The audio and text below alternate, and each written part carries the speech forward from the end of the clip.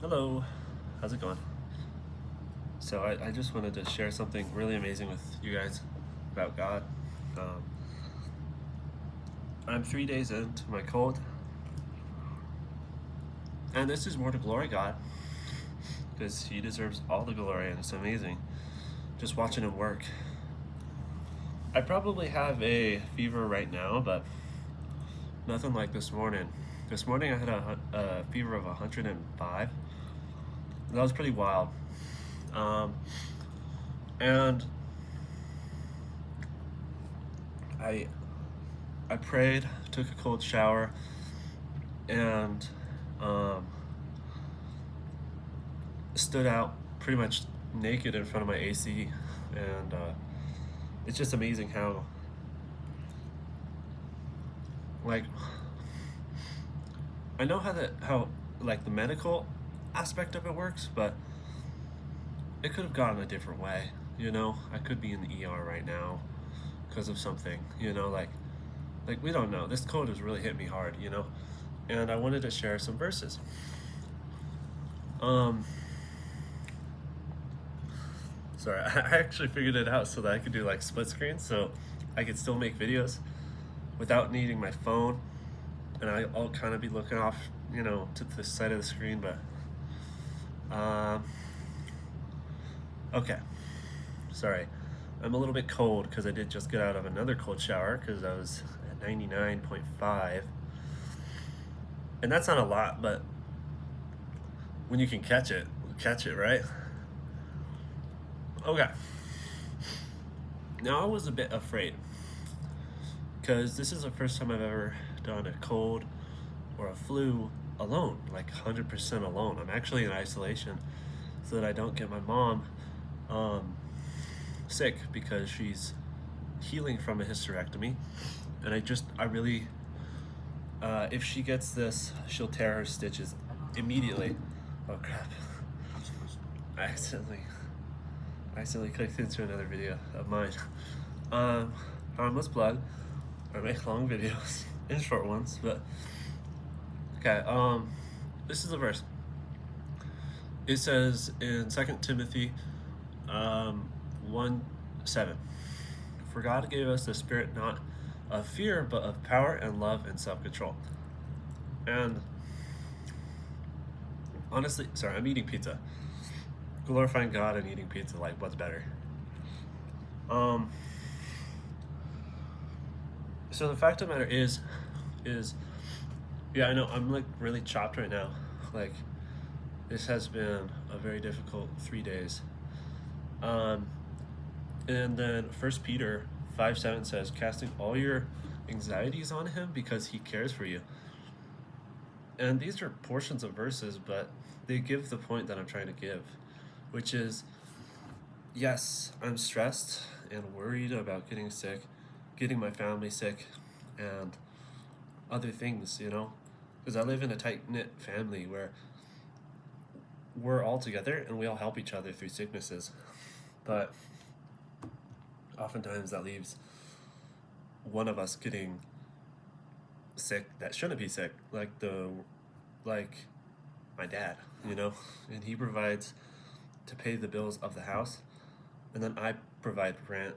But like, I'm also kind of a provider with him because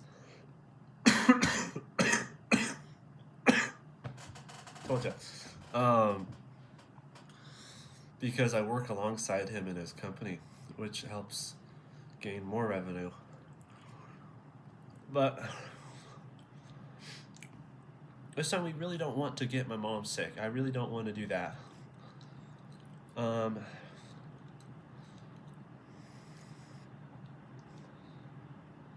okay, this is interesting. Philippians 4:11. I don't know if I've ever read this one. Philippians 4:11 says, "Not that I am speaking of being in need, for I have learned in whatever situation I am to be content." Philippians 4:6, "Do not be anxious about anything, but in everything by prayer and supplication with thanksgiving, let your requests be made known to God."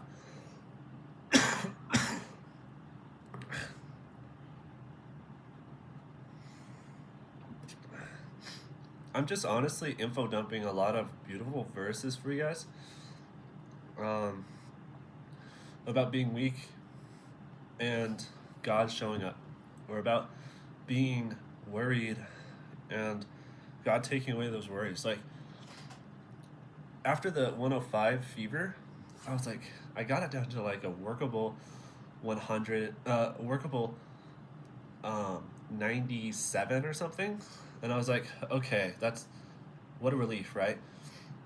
But I was still worried because I only slept about 5 hours last night. Sorry, one second. Yes, the pizza is fantastic. Awesome. Happy you're done with bills. Good for you.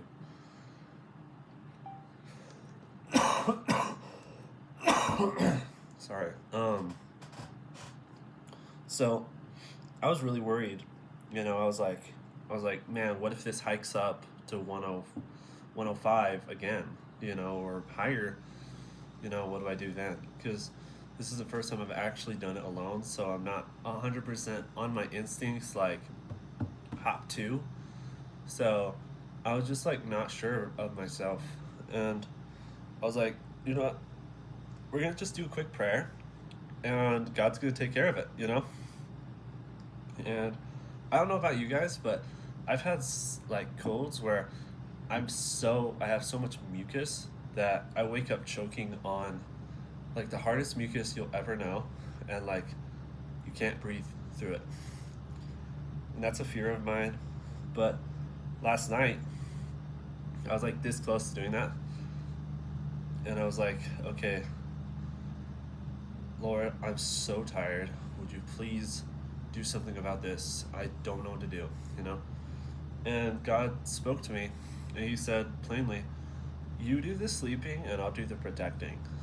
You know, like essentially, like what else is there to say? Essentially, like you do what you can control and I'll do what I can control. And that's the thing. Like we think we can control all these different things, but a second.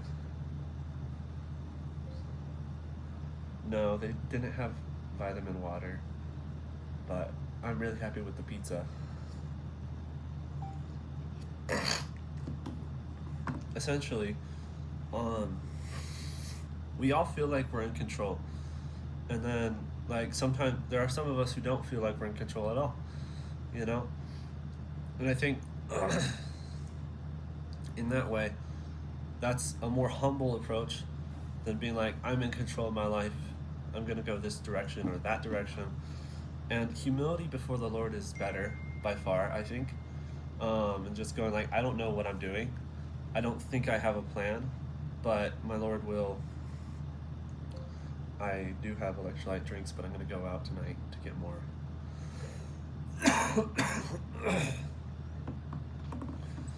um, Humility before the Lord is even more important, I think, than feeling like you know it all, or feeling like you're going to know what you're doing today or tomorrow or the next day. You just don't know. Like you might like God forbid, please Lord, one of your family members might get hit by a truck tomorrow, and it's like your plans for that day is done. You got to figure out what to do in the moment. We got to live in God's will. And God's will is pretty big. First of all, His will is for us to believe that the Son is the Father, or the Son is God and man, and He's doing what God wants by following the commandments. So that's the first will of God. Then I think God has another will for man, and it's more like the life plan He's mapped out for you. That's what He thinks, what He knows you'll love, what He knows you'll need to be close to Him, what He knows will be good for you. Anyway, I'm gonna have to stop talking for a bit because I'm gonna start having a coughing fit, and then, oh man, I've been having hiccups like crazy. But let's send another verse down the pipeline. Yeah. Uh, that was really good.